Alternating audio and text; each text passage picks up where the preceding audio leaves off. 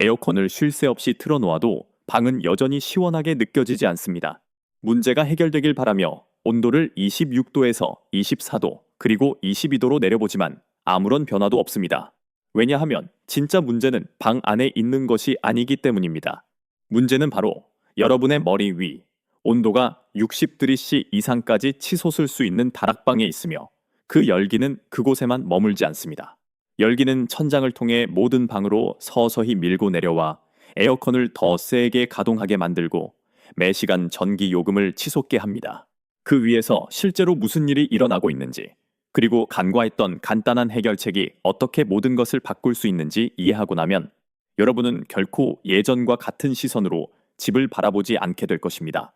그러니 이 글을 끝까지 읽어주세요. 수백만 원을 들이지 않고도 집을 더 시원하게 만들 수 있는 가장 쉬운 방법일 수 있으니까요. 그리고 이와 같은 실용적인 해결책을 더 알고 싶으시다면 잊지 말고 구독해주세요. 대한민국 옛집들의 놀라운 지혜. 이제 정말 흥미로운 부분을 말씀드리겠습니다. 대한민국에는 지은 지 100년이 넘은 집들 중 에어컨도, 선풍기도, 심지어 전기도 없는데 현대의 많은 집들보다 눈에 띄게 더 시원한 집들이 있습니다. 저는 지금 어떤 이론이나 인터넷 괴담을 이야기하는 것이 아닙니다. 제가 직접 경험한 일입니다. 한여름 무더위 속에 오래된 한국의 전통 농가에 들어가서 견디기 힘들 정도로 더울 거라 예상하며 위층 방으로 올라갔습니다. 그런데 오히려 집에 있는 제 에어컨 튼 방보다 더 시원하게 느껴졌습니다. 기계가 돌아가는 것도, 숨겨진 냉방 시스템이 있는 것도, 복잡한 그 어떤 것도 없었습니다. 그저 자연적으로 시원하게 유지되도록 설계된 집이었을 뿐이며 바로 이 지점에서 이야기가 정말 흥미로워집니다. 그렇다면 진짜 질문은 대체 그것이 어떻게 가능할까요? 어떻게 현대적인 냉방 기술이 전혀 없는 집이 그런 기술로 가득 찬 집보다 더 쾌적하게 느껴질 수 있을까요? 그리고 더 중요한 것은 이 방법이 그토록 효과적이라면 왜 우리는 대한민국에서 더 이상 이런 식으로 집을 짓지 않을까요? 왜 이것이 상식으로 알려지지 않았을까요? 그리고 왜 우리는 오래된 한국의 옛집들이 힘들이지 않고 해냈던 일을 하느라 쩔쩔매는 값비싼 시스템에 여전히 의존하고 있을까요?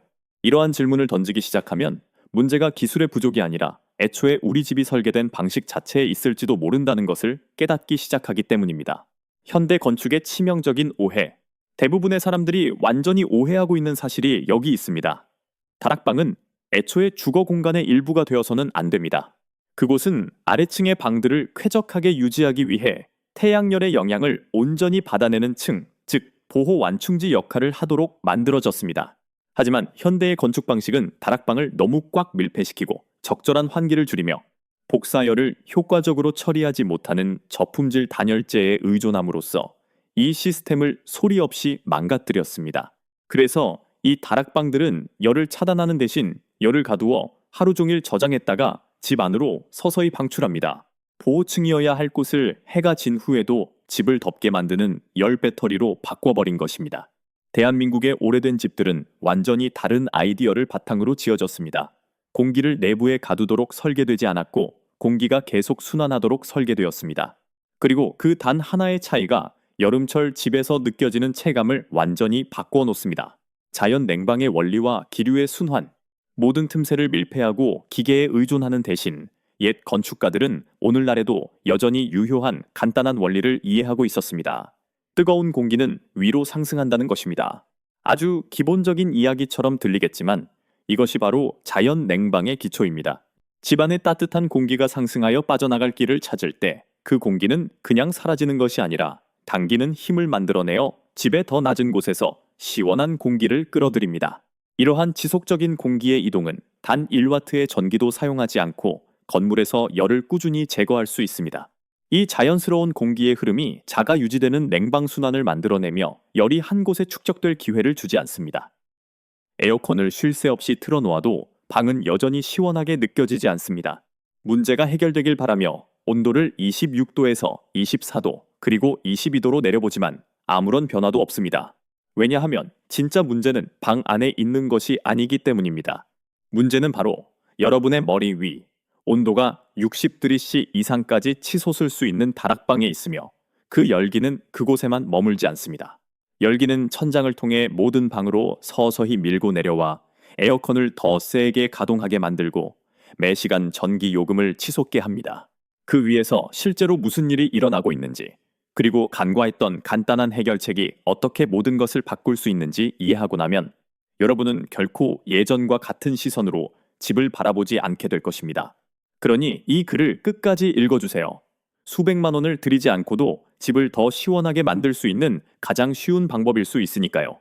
그리고 이와 같은 실용적인 해결책을 더 알고 싶으시다면 잊지 말고 구독해주세요. 대한민국 옛집들의 놀라운 지혜. 이제 정말 흥미로운 부분을 말씀드리겠습니다. 대한민국에는 지은 지 100년이 넘은 집들 중 에어컨도, 선풍기도, 심지어 전기도 없는데 현대의 많은 집들보다 눈에 띄게 더 시원한 집들이 있습니다. 저는 지금 어떤 이론이나 인터넷 괴담을 이야기하는 것이 아닙니다. 제가 직접 경험한 일입니다.